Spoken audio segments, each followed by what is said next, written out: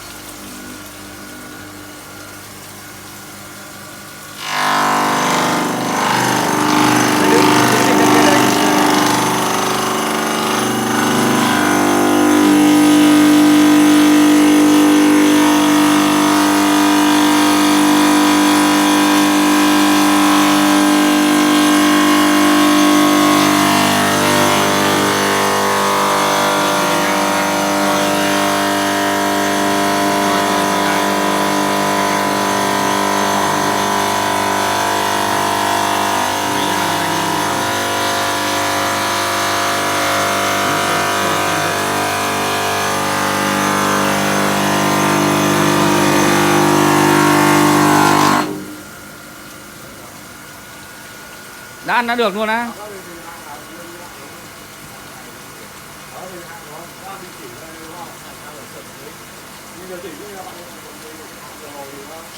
Ăn nhanh rồi à? Nãy cho ăn dày quá à? Nhanh thế.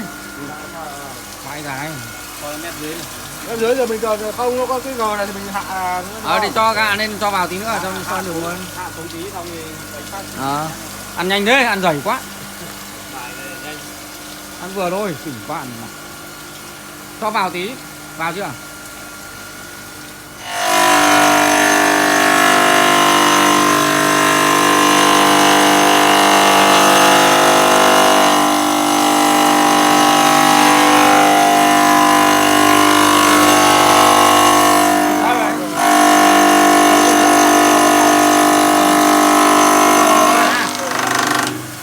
Hết giờ chưa?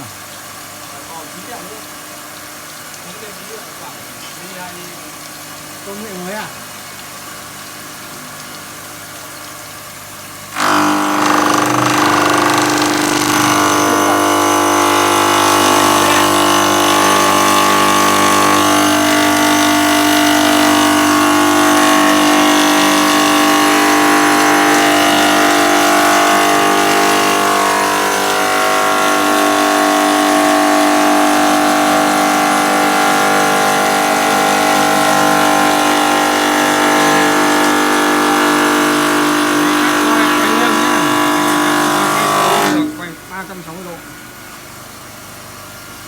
Vãi cả ăn nhanh thế, từ từ đâu không ăn gớm.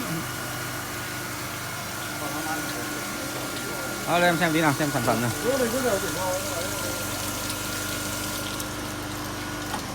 Thấy nha em xem đi.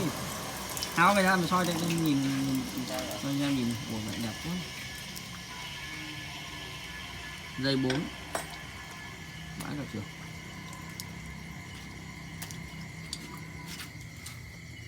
Kinh.